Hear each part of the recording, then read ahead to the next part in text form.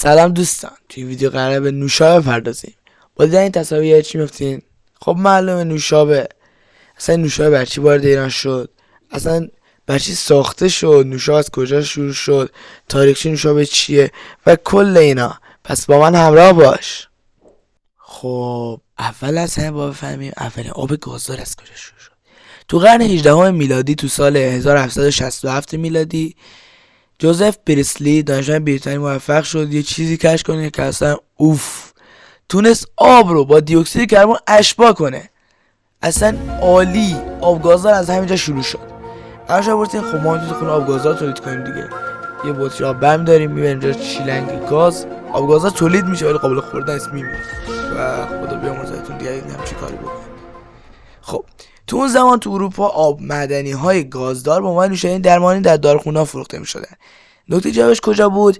تو فرانسه فروشنده های با تانکر روی دوش تو خیابونا لیموناد میفروختن. اولین فروش نوشابه خیابونی. خب میرسیم به قرن 19. نوشابه به عنوان دارو. تو سال 1886 جان پمرتون داروساز آمریکایی یه چیز ساخت که اصلا این از اون قبلی بهتر. یه کوکاکولایی ساخت که مثل الان نیست، اصلا فرق میکنه. کوکاکولای اون زمان ترکیب اولیش برگ کوکا که حاوی کوکائینه و دانه کولا حاوی کافئینه، این دوتا ترکیبش بودن. یعنی چی؟ میومده از کافئین دانه کولا و کوکائین برگ کوکا با هم دیگه استفاده میکرده. هدفش چی بوده؟ درمان اعتیاد و افزایش انرژی. افزایش انرژی که کلا مشخصه، تو باید کوکائین رو با کافئین بزنی که فضا متصل میشه.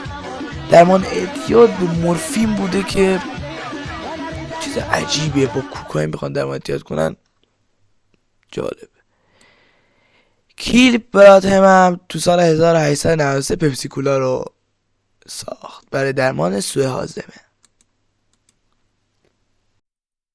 میرسیم به بخش صنعتی کار. تو دهه 1900 تا 1930 نوشابه صنعتی میشن. یعنی چی؟ برندها خیلی دارن زیاد میشن. آرسی کولا میاد، دکتر دیپر میاد، 7 آپ میاد. نوشابه وارد تولید انبوه میشن. اون زمان بهترین بسته‌بندی براشون یه بطری شیشه‌ای با درب فلزی بوده که همین کارو کردن دیگه. اصلا همینجوری شد. الان هم اکثر جا همینطوره ولی دیگه داره کم کنار گذاشته میشه. نکته جالب کجاست؟ 7 آپ در ابتدا حاوی لیتیم بوده، ماده‌ای که امروزه برای درمان افسردگی استفاده میشه. پشمانم.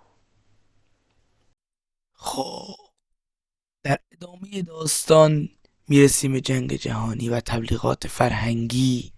تو جنگ جهانی دوم کوکاکولا به سربازای آمریکایی داده میشه تا رویشون بالا بره. حتی منطقی هم وقتی کافئین و کوکائین رو با هم بزنید رویت میره به سخت میچسبه. شرکت کوکاکولا کارخونه‌های در نزدیک میدان‌های جنگ ساخت تا نوشابه همیشه در دسترس باشه که نوشابه بخوره نمیشه. یه نکته جالب هست، تصویری که شما امروز از بابا نوئل می‌بینید که لباس قرمز تنش همش الکیه. تاشه تبلیغات کوکاکولاست.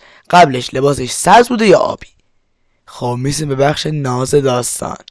نوشابه‌ای از دل آلمان نازی، نوشابه‌ای که الان پرتغالیه، فانتا. در جنگ جهانی دوم واردات کوکاکولا به آلمان ممنوع شد. مدیر شعبه آلمان ماکس کیت با مواد باقی مونده مثل تفاله سیب و آب پنیر نوشابه جدید ساخت که به معنای تخیل بوده اسمش. حالا شما یعنی چی به معنای تخیل بوده؟ ببینید اونجا اومدن یه اسم خوب انتخاب کنن، واژه فانتزی به ذهنشون رسیده، گفتن الان ما اینو شد سایت رو بهترش کنیم، گفتن فانتا. از همون اولم واقعا طعم چیز نمیداده، طعم پرتقال و اینا. الان طعم بیشتر هم میده، پرتقال داره، طعم دیگه داره. اون اول با تفاله سیب و آب پنیر درست میکردن که تو بعد جام به عنوان شیر استفاده میکردن، یعنی به جای شیر. خب دهه 1960 تا 1980 میلادی ورود به تلویزیون و فرهنگ عامه. تبلیغات تلویزیونی نوشابه ها با موسیقی، ستاره و مسابقات ورزشی همراه شد. نوشابه ها تبدیل شدن به نماد جوانی، آزادی و شادی. کوکاکولا در دهه 70 تبلیغ معروف کلمه دو سفر رو پخش کرد، نماد صلح جهانی که واقعا نکته جالبی. تو دهه 1990 تا 2000 میلادی نوشابه‌های انرژیزا و رژیمی اومدن. برندهای مثل ردبول، مانستر و اینا وارد بازار شدن. که پر از کافئین بودن، یعنی کافئین رو به سقف رسونده بودن. نکته جالب چیه؟ تو سال 1985 پیپسی همراه فضانوردان ناسا به فضا رفت. اولین نوشابه‌ای که از جو زمین خارج شد. حالا این خبر رو بر چی تو این بخش خوندم؟ دلیل خاصی نداره. خب ببین دلیل خاصی واقعا میخوای نداره، مخصوصا این بخش. پیپسی همراه فضانوردان ناسا به فضا رفت، یعنی تو فضا نوشابه میخورد. بعد میرسیم به بخش جالب، نوشابه در ایران. نوشابه در ایران از قدیم بودن، یعنی از خیلی خیلی وقت پیش بودن دیگه. شاید آلبالو بوده، زرشک بوده، نعنا بوده، برنامه‌اش بوده، عرقیات گیاهی بودن که عرقیات گیاهی والا عرق زیاد بوده دیگه، عرق نعنا اینا. تو دهه 1340 برنده‌ای مثل زمزم، ساسان، آلپاین با همکاری شرکت‌های خارجی وارد بازار شدن. بعد از انقلاب تولید نوشابه دولتی شد و برندهای مثل زمزم گسترش پیدا کردن که عالیه. آینده نوشابه چیه؟ نوشابه های بدون قند، گیاهی و با خواص سلامتی در حال رشد هستند.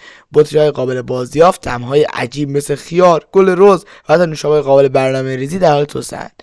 حالا نظر شما در نوشابه چیه؟ چند نوشابه میخورین؟ تو کامنت ها بگین. بریم برای بخش بعدی.